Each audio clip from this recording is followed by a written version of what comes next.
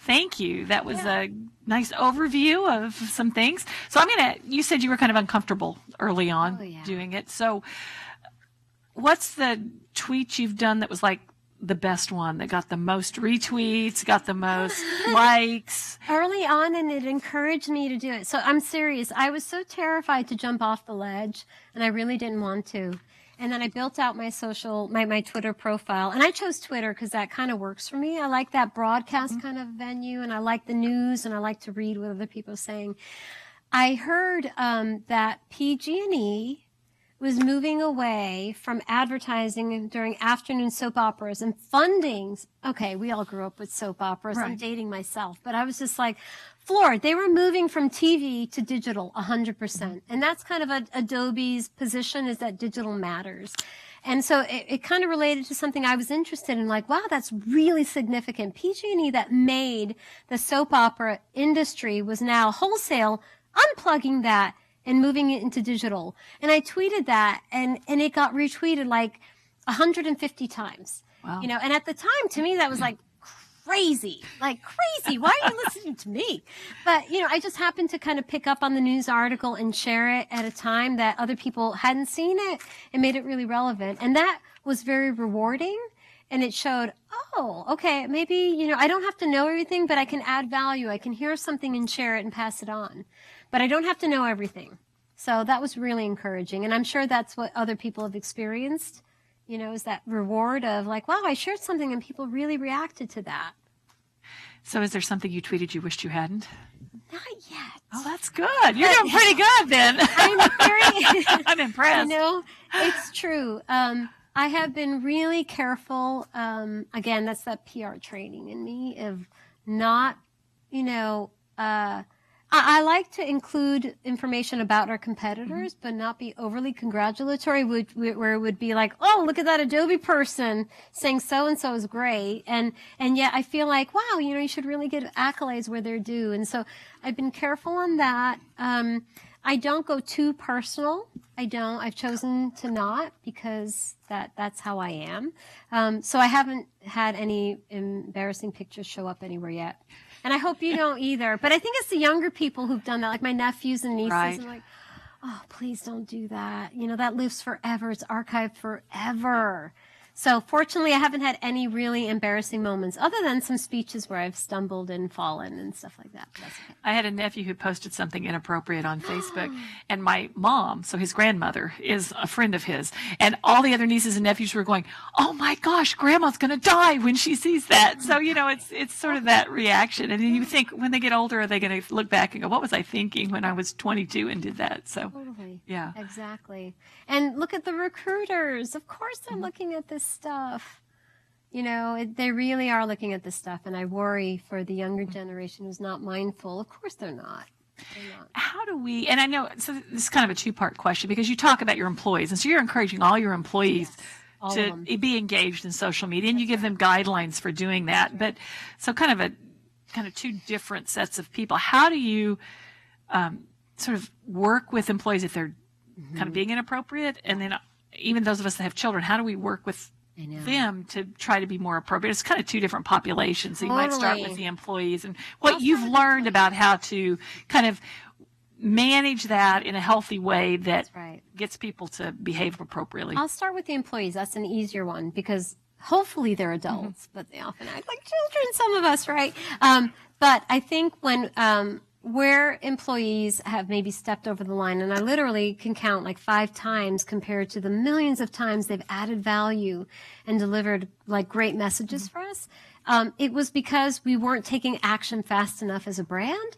They felt that vacuum, and they felt like, oh, I'm going to fill that void. So I'm going to step forward. I'm going to do that. So I learned, as with my team, oh, let's bring them in early. Let's say, guys, you are so influential. And this just happened, but please don't tweet, don't blog, don't do anything. Here's what we're working on, and we need your help, but don't act on it just yet. The minute that they were brought into the strategy and like, oh, this is what you're doing, they totally got on board. Like, oh, sure, of course I want to help. I don't want us to be in the way. And it was like this aha moment. I think when people feel outside of things and they act in ways that maybe aren't in the better interest of the group. But the minute we brought them in and said, there is a strategy here, it's taking some time, bear with us, but then you can help us, they totally lined up, and we haven't had issues since then. Now, children. And you have children. I do. I don't 9 know, and old- 11, but they're okay, still too still young. a little young for But that. they're on Instagram, and I worry, and they're Yeah. on Minecraft. Oh, Minecraft. They're obsessed with Minecraft. Snapchat's pretty dangerous too. Snapchat. Snapchat's a little risky Oh my for God, kids. all the time. And there's people stalking my 11-year-old daughter, I feel like. And it's so worrisome. So obviously they're not at the point of posting anything inappropriate because we're always there and we see, and I'm watching all of their followers, and it's private for the most part. But people who are engaging them through servers on Minecraft and stuff, I just never reveal any personal information. Never share anything personal. You don't need to. Why? The game is set up in this way. You don't need to. And so fortunately they're on board. But as you get into the older teen years that I'm sure many of you have, so much of it depends on trust and relationship and, what you've built with them over the years. But try to impart on them the damage that this can cause down the road. I know they won't understand that or value that right now. If you can give examples of other people damaged, but I think that's a really hard one. And I think just showing the worst case scenario is always a good deterrent. You can try that. It may not be successful, though. We'll see if anybody in the audience has great advice for that here in a little bit. Yeah, I would love to hear that. But let me change tracks quickly, and then we'll go to the audience. I know you guys have lots of questions as well. How has what you're doing in social media changed the way Adobe does business more broadly? I really believe everything I said before, that social media has forever changed the way businesses engage with their customers, and that, and I can speak from a communication standpoint, really legitimately, because I lived it. I can speak a little bit more credibly about marketing and other areas because I've worked with them now. But once upon a time, we guarded our messages and we broadcasted them out. There were 5 approved spokespeople. And we announced what we wanted to in the very articulate way, and that was it. And then if people didn't like it, okay, sorry, that was it. In fact, we didn't even hear it. And what social media has done, instead of putting the customer outside of the process and a passive receiver of our content, it's brought them in front and center and kind of dictating, oh, what do you need to see? What do you need to hear? What do you need to know? Okay, this is what we're going to give you. And then all of a sudden it's opened up all these spokespeople, our 11,000 plus employees, among other things. And so it's totally changed the way we communicate.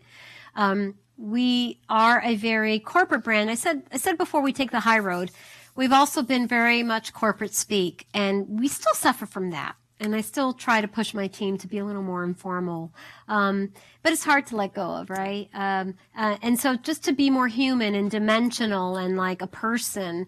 So that has changed as well. When I look across recruiting and they're using social media to gauge the people that they're targeting to hire, I look at support and they're depending entirely on social media to help balance their call volume to the call centers, their CSAT scores, their, resolution rates. They're looking at us for all of those things. So I see social media as way beyond marketing. It has cut across the entire organization.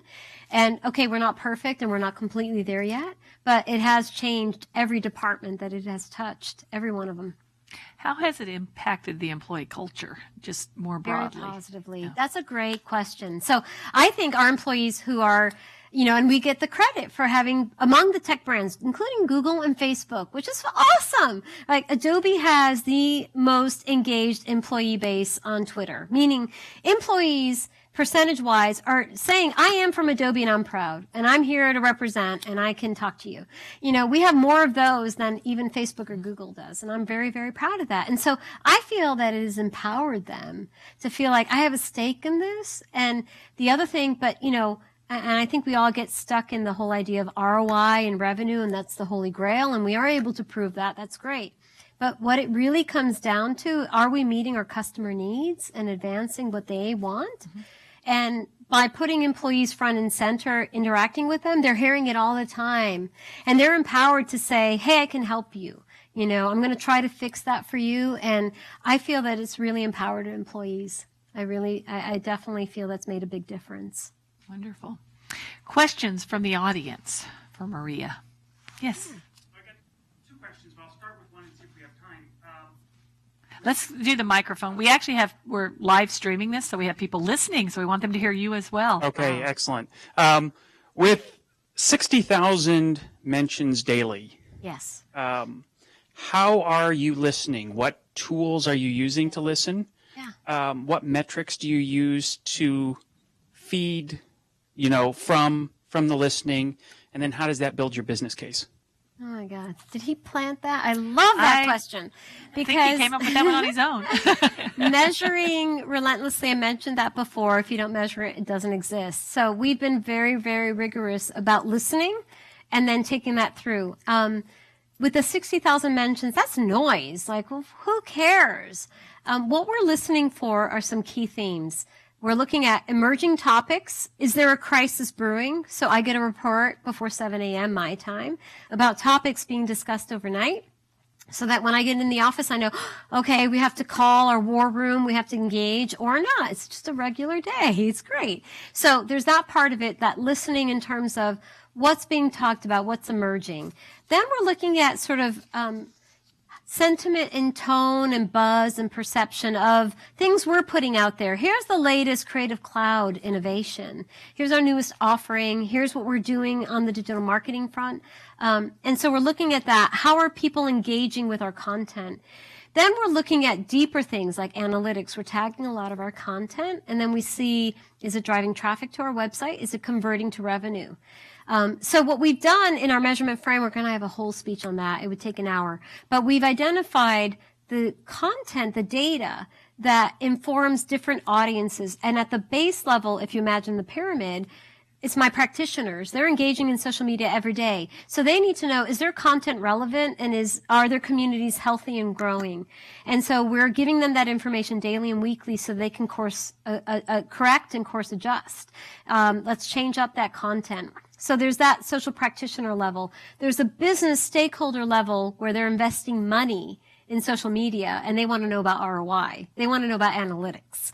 And is it driving, more for my business than just buzz? So we give them that kind of information. And then at the very tippity top is our C-suite. And they want to know bigger things like bottom line revenue impact, CSAT overall, and corporate reputation. And so all of that social media data is feeding into those reports that give a bigger picture about how our engagement in social media is moving the needle for our business. And that data is then used to inform business decisions, whether it's content at that lower level or budgeting decisions, and maybe even changing the way we develop our products. And then at the C-suite, what are our customers saying so we can make decisions? So I can't go on enough about how powerful that is, but it is really the starting point. Yeah. One of the things you commented on was that when you get that report in the morning, you kind of look over it to say, is there a crisis brewing, or is this just business as usual? How long did it take you to sort of be able to look at that and tell if it was a crisis versus it was just normal stuff? I mean, how do you differentiate those two in that world of all that social media? It's a great question. And now I just know, okay, that's expected. I knew that. Oh, okay. That's interesting in India. Mm-hmm. A lot of stuff happens in India. We have a lot of engineering teams there. I was like, oh, they announced that there. Okay. I didn't know about that, but it's no harm done. Right. It is fairly obvious in terms of volume and subject matter if okay, this is something we did not see coming, or this is something we feared and we were probably watching for. Right. So, I think that's something that within your role, you just become well-versed in what's to be expected, and then, that's out of the ordinary. Yep. Very good. Okay, right here, and then we'll come over here. Hi. I had a question about how have you developed any internal social platforms as a tool for your employees? And have you leveraged any external platforms to build internal communities? Yes, to both. Internally, we're using our own, we acquired a content management system several years ago, and they built out a great intranet that is not just an intranet of here's the top stories, but here's how you can connect socially. Here's how you can build out your profile. Here's how you can follow other people who are creating programs, tasks, development activities. So we've got that. It's a bit proprietary in that it's our own stuff, but there's a lot of ones out there. There was SocialCast I looked at. That's a turnkey solution that I heard about, and there's many others that can do that. So we've got that internally, and it's connecting employees. And then externally, we use our own, again, I mean, Adobe's in the digital marketing space, so we have Adobe Social that has acquired something called Context Optional, and that was a publishing system much like a Buddy Media. And that allows us to kind of gather our content, publish it across a calendar, and time that out during the week across many channels. But in addition to that, I mean, that's just the tools. The people and the content are really key. And so we meet every Friday across teams. We try to alternate the times to include Europe and Asia. And we talk about, here's the content that we're sharing next week. And then here further out, there's all of this other stuff, but next week, here's the stuff. So we are meeting, and that's the benefit of our smaller size, is that the Ciscos and the Intels that I'm very good friends with, and they've shared a lot with me, and I'm grateful to them, they're so large that it's hard for them to do that, but we're small enough where we can. So between technology and people, and I don't think you can get away from that. You know, still when we send out alerts, we're relying on email. Email's probably never going to go away, right? It's still so timely and relevant, and here's the latest thing you all can share very, very safely. And gathering in a meeting once a week, here's the content that we're going to all share together, help amplify. I don't know that a technology platform can replace that. So it's a blend of our own technology. We do use other technologies as well where they complement ours for listening and other things. And then we meet. How do you kind of determine what to share on what social media platform or channels? And they change. I mean, the popularity of them changes, new ones come along. How do you sort of keep up with that and make determinations about which ones are going to really matter that you should pay attention to? Now, that is so hard, right? Don't you all feel that, like, what is Snapchat? Like, you're hearing about that jelly and all these things. Like, it's so hard to keep on top of it all. As a brand, we really make a rule to not just dive in, right? We think about, can we resource it? Because the worst case is love them and leave them. Start on something and then don't provide enough content. You need a steady stream of content. You need people responding and engaging at all times. So if you can't commit to that, don't do it because it'll hurt your brand. So we're very careful about the additional platforms that we take on beyond the proven. We look at the value like a Pinterest, and that's great for our creative side of the business because it's very visual. So we're fully on board, engaged on that, but not so great in the digital marketing side of a business. So we're kind of just playing around with that. So we look at the platform. What is its nature? What is it designed to do? Does it fit with our business objectives? Should we engage? What's the plan? What's the resource? What's the content calendar? What's the crisis plan in case things go wrong? And then we decide. And honestly, I know that sounds really overly rigid, but that can happen within a few days, right? Sort that all out, and then you know whether or not you should. But that's as a brand. And then more personally, you know, that's for you to decide, like, what's a better fit for you? Where do you want to be? And does it fit your personality? And can you provide enough content to add value? So that's a very personal decision. Mm-hmm. We had a question right here.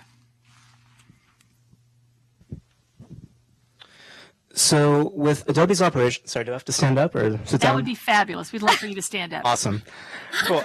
So with Adobe's operations, I mean, across the world, whether it be in India, Africa, Europe, United States, there's a lot of different things that are trending. Yeah. How do you know which ones are best to post on social media? Because social media is a central marketplace, essentially. Right. And so I was curious what may be the best methods to do that you take. That's a great question. And I'm so lucky. It's a great question. So, you know, with everything happening globally all over the world, different channels, different trends, different content, how do you know how to manage that? Even though we have a very centralized team for governance and strategy, we have people all over the world engaging in social media. And so the people in, you know, France or in India own their channels. We feed them content that is sanctioned by us. Here you go, use it if it's a value. But then we're expecting them to supplement that with, you know, very relevant local activities and trends and memes. And so As a brand, we're really lucky that we have a network of internal people located geographically all over the key markets where they know and they're in touch with the key trends and they're adding value and supplementing the content that we provide. We're doing some of the heavy lifting, but they're supplementing that. I think it's harder for a brand who doesn't have that network of internal staff. I know friends at bigger brands, they centralize their Facebook strategy and they post from the US and then it shows up localized in the language. And I just think that's great, but is that even relevant? Like, what if you inadvertently played off a political race? Right? And it's like, and then it's showing up in France, like they don't care about who's running for president in the U.S., right? Like, it's that kind of thing that I think we're very, very lucky to have. But the guiding principle for us is that we'll provide you a lot of content, a lot of great imagery, because I talked to the group earlier. Imagery and call to action is key in social media. If you're just posting text, nobody really cares. Like, nobody's really going to engage. You have to provide some visual or a link to something. Otherwise, it usually just ends there. Unless you're asking a question, what do you think? And hopefully you'll get a response. But anyway, our internal employees are supplementing that. We're providing the guidelines, some core content, but then they're free to move within their parameters to add value locally. And that's proven to be a very successful formula. It's true for everything we do in marketing, actually. Yeah. Who else? Right here. We got a bunch of questions. I'm Gary Walker, and I'm one of your community leaders in one of your meetup groups. Great. Were you expecting the response to Creative Cloud that you got?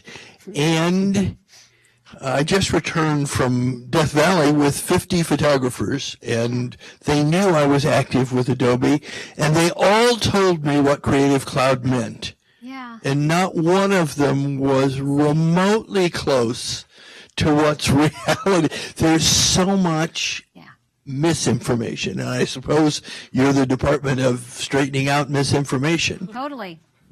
I totally hear you, and you're absolutely right. Number one, your first question, and I apologize for those of you not aware, Adobe transitioned our shrink wrap business of Creative Suite, that includes Photoshop and other design tools, to a cloud membership offering so that we deliver those desktop tools through a cloud offering. And it's a membership subscription offering. So did we anticipate the reaction? Actually, yes. There was significant planning and preparation for the transition.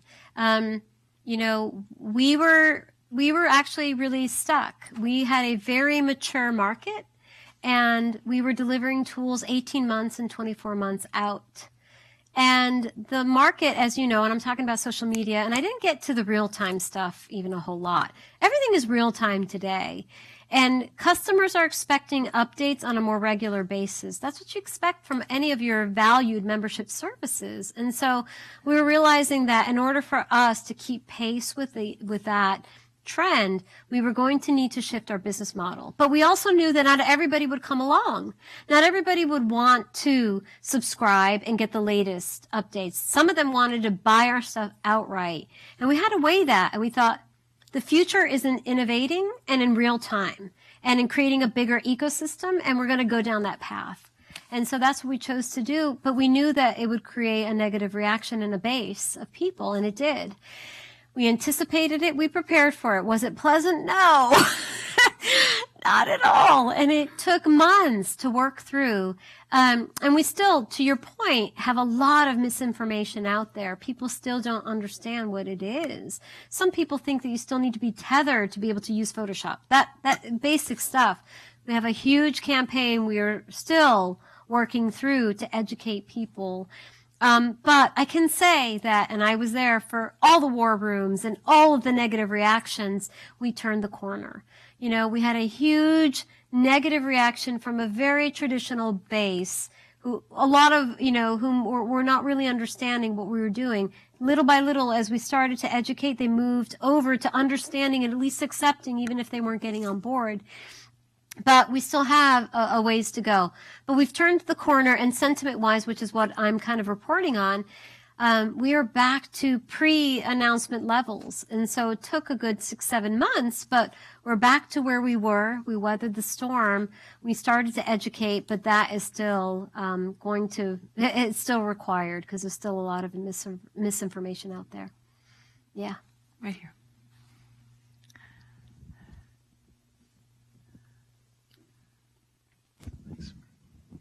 Hi, kind of a two-part question. Building on the Creative Cloud comment, did you have to change your engagement model with your customers as you evolved from kind of packaged software to subscription? And then secondly, how do you look at how you talk to consumers versus how you talk to businesses? It's a really good question. Did we change our engagement model? I kind of want to say yes, but I don't think we did. So what we always have had is a tap into the community. We have a lot of evangelists, and I don't know if you know of them. We're very active in these robust communities, and we've continued to support that and pull them in advance of announcements and get their feedback. They've actually dictated in some cases how we time certain things. I know we need to listen more. We're not perfect, but we certainly have brought the community in, and we've heard, this is what we want to see from you. We need better communication. We need more information in this way. We need to be clear and articulate. So I don't see that it's changed the engagement model and shifting our business model. I think social media has pushed front and center customer comments to our executives. For example, where the head of our business unit for Creative Cloud sits, there's a Twitter wall right outside his office. So he's seeing in real time what people are saying. That was by design. I mean, we've done that totally, absolutely, and he cares. He absolutely cares. He's the one that asked for it. So did the business model change that? Not really. We had that really before, but the business model and that idea of real time and that we're a service now. We're not shipping you a product and we're done with you, whether or not you like it. We're a service, so if we're not meeting your needs, you can quit us next month. You can cancel your subscription. Plays so well into social about that ongoing relationship, that back and forth. So in a way, the blend of social and our business model shifting have helped for sure. And then I think your second part of the question was about businesses. How you talk to businesses versus consumers. Yeah. We don't make a huge distinction on the Creative Cloud side of how we talk to businesses. We're really reaching out to the creative. And what we're championing as the new creative, we know that creatives out there, if any of you are married to anyone or have a child who's creative, the pressure to be a designer, an illustrator, into the web back end, the pressure is greater than ever to blend in data, to fuse, to understand video.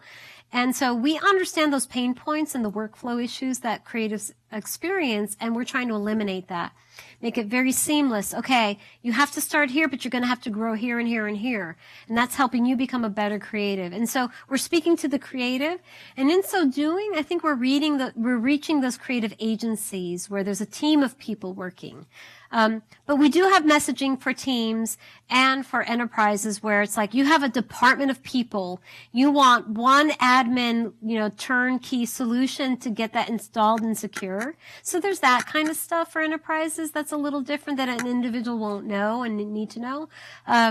But for the most part, it's that value proposition of a frictionless workflow for a creative just to be the best they can be. And that works for enterprises because there's creatives within that saying to the IT department, I need that. But we are trying to smooth the path as well for the IT folks who have to make sure that it's integrated and streamlined and secure. Sorry, I know I'm going on about some of these things. Fascinating. I'll try to keep it short. Can you talk a little bit about some of the challenges you had with your own legal department as you were launching the project? No one has problems with their legal department, do they? They're always ready to do new and interesting things. Oh my God, that is such a great question. It's such a great question. So we've been very fortunate to have partners in legal. But I will say, what I showed you in the do's and don'ts is a short list. What's true for our employees, there's a lot of legal requirements, especially around contests, stuff that you wouldn't even think about. If you throw a contest, it's can hurt the brand internationally, all that stuff. Anyway, so I really rely on my legal counterparts to keep us honest. And I will admit that initially it was a little harder when this was newer in 2008 to kind of get things going. And we had to do a lot of discussing and a lot of pushing. And I don't know if I mentioned early on, but my CMO is a huge advocate for social media, for authenticity, for openness. So she's a great person to help as well mediate on that stuff. I have great air cover, essentially. But that said, we don't want to hurt the brand. We don't want to make missteps that we can avoid. So we listen to legal. Oh, okay, we totally hear you. But we're probably going to do that part anyway. But we really hear you, and we're going to probably take that calculated risk. But we never do that without listening through. There's some things we will not do based on legal advice. So I think our do's and don'ts on the intranet are a little more lengthy than they need to be. But also I feel like our legal department now, we've had a change in leadership in the last few years and is so embracing of social media that they have become real great partners. I'm so fortunate because I know other brands, fortunately too, I know regulated industries like pharmaceuticals and insurance and other things, financial industries that can't do half of the things that we can do. So I'm very grateful to our legal team for keeping us safe. Are any of them active on social media? They are. Oh, they are. Our chief counsel blogs, and he's fantastic. He is so personable and out there and just really great. He is an avid blogger. Mm-hmm. Yep. It helps, right? It really helps. So what about you? Are we going to open it up to other questions? Any other challenges you guys are facing that you guys can share with each other? Go ahead. No pressure. Thank you. So I know you've been with Adobe for a long time, but what if tomorrow you went out on your own and you were part of a 1, 2, 3-person company? Yeah. How soon would you jump into social media? Yeah. And how much of your day would you spend on that? It's a great question. If I were to jump from Adobe to a 2 or 3-person shop, immediately I would jump in social media. Immediately. The gains are... I think we do a good job quantifying the value, but how do you place a value on your most, important relationships in your life? Like you can't really quantify that. And so, as a small shop, I would devote a good chunk of my time. It depended what my role was. If my role was marketing, probably 50% of my time. Well, 50% would be internally organizing, creating the strategy, the branding, the architecture, the different communications, wordsmithing and all of that. I would probably spend 50% of my time making sure our message was out there, but not just that we were identifying influencers and potential advocates. Because the power of social media is that if you can reach a few people who have a lot of influence, they will become a megaphone for you in an echo chamber. And so you can reach so many more people that you could never hope to if you were just trying to put out banner ads or emails on your own.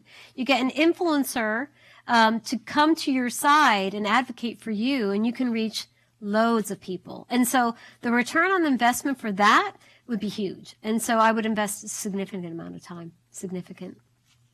So a question I have for the audience is, you've heard Maria talk about what advice she has, best practices. Those of you that are engaged in social media, what best practices or aha moments have you had that Maria hasn't shared? Yeah. That could happen if you have a short fuse. My staff has taken away my right to push the button. Uh-oh. I send it to a third party. She looks at it. Oftentimes she sends it back and says, Gary, you really want to say that? And the next day I probably don't. So just know that if you don't have an innate sense of somebody steeped in the marketing political, you're a very political person. Yes. I mean, you would be the person I'd choose to check to see. Don't push that button. So if for those of you that are quick to respond, maybe you want to have some safeguard before it's much easier to have them say no than it is to have somebody say, "Did you really say that to all these people?" And obviously, a lot of the most embarrassing moments on social media have happened on Twitter, the public ones of famous people. Right. So, yeah, it's absolutely true. Yeah. Definitely. There's actually been a couple of PR people that shouldn't have tweeted as That's well. exactly So, right. not all of them have used as good a judgment as you have. What other things have you all learned in your experiences? Mistakes you've made? Best practices? I work a lot, I'm a change communications consultant. So a lot of the time we're working with companies that are concerned with their employer brand. And so we've been engaging a lot lately, talking about the value of things like LinkedIn, Glassdoor, those avenues for managing your employer brand. And then also a lot of the time when you are using social the way you're using it, having employees speak on behalf of the brand, it ultimately impacts the employer brand as well. Yeah. And so we've been kind of going back and forth with some of our clients lately around the value of Glassdoor and how do you create internal processes with HR so that people are sharing the positive, because it's just like Yelp, right? Like that's the challenge, is so many of these outlets, Yelp, Glassdoor, et cetera, all the negative, the naysayers go on, and how do you balance out the actual brand perception? It's very challenging, and that's something that we've struggled with some of our clients, is they fear that it's all the negatives going to be out there, and it's very hard to get that positive voice out there. You're speaking to something that we've all experienced through any ratings and reviews kind of mechanism, whether it's Yelp or Amazon or anything like that. And let's face it, and you guys feel this, if you're feeling really upset and negative about something, you're way more motivated to post that online than say, "Oh, I'm kind of happy with that. That was okay." Chances are you're not motivated enough to say, "That was actually an okay purchase. That was pretty good." You know, maybe if they gave you something totally free that you weren't expecting, you'd say, "Oh, wow, that was superb." But that would be above and beyond. Whereas, "Oh, they were not this, they didn't do that, they didn't provide a gym facility and a cafeteria," or not to diminish, you know, what Glassdoor does, but, you know, there's a lot of negative stuff on Adobe too, that there's probably 4 times negative outweighing the positive. That's just the reality of it. And as a brand, you can't get too caught up in that, because you will never convince people on the negative side.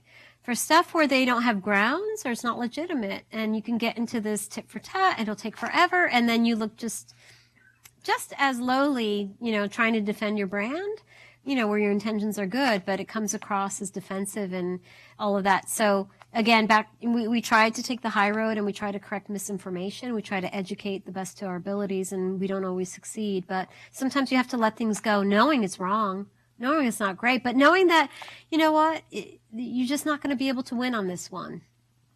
It's really tough, but that is human nature. That is absolutely human nature. And we should all think about that when we're reading really negative stuff about a brand, right? Like, really think about, you know, what would motivate you to post something really negative about something? But at the same time, it's very informational, and like that will help you make a decision. So that's really good. But that is human nature. Yeah. Any last bits of wisdom from our audience before we Yeah. wrap up tonight from your experience? Yeah, Okay. what else could we be We've doing? got one here. We'll conclude with this piece of wisdom from the audience. It No had better be pressure. really good, okay? Oh, good. Okay, great. Well, it's an interesting one that I found is when I put a picture of my dog on a tool, it gets all the likes in the world. There's absolutely no value in it whatsoever, but everybody likes it, right?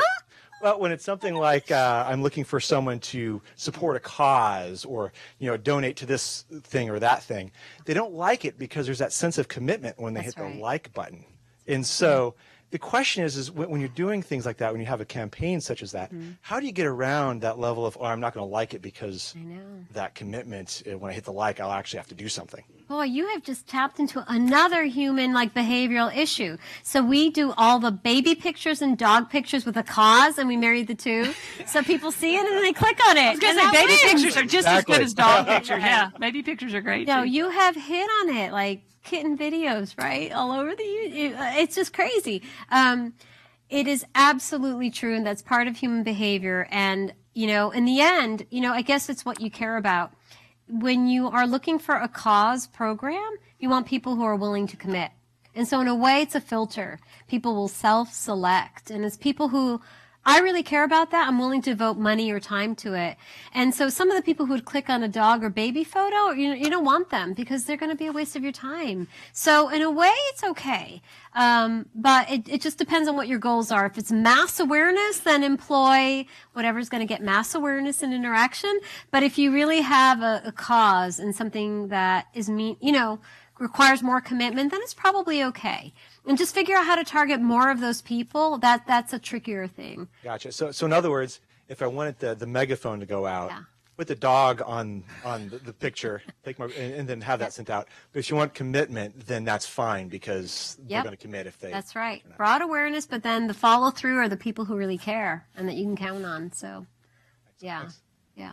Very good. Well, Maria, it's been fabulous to have great, you Linda. with us Thank tonight. you. And I am to so share honored. your insights with us. And it's been wonderful. It's fantastic. It's been a great exchange with the earlier session and this one. You guys have been great. We're happy to host you here anytime. Next time you should hear my esteemed colleague, Mark Grilly, who's sitting in the audience, who I said should actually be up on stage, but that's okay. He's taking a back seat this time, but he'll be front and center next time. And he's an alum, so He we is an really alum. do need to That's get right. him up here. That's fabulous. Thanks to Larry for taking the photos. Again, he's not the creepy guy stalking you guys. He's actually just taking photos. And to Brendan, who's streaming this live. So thank you guys Thank very you much. very, very much. Thank you Great. all.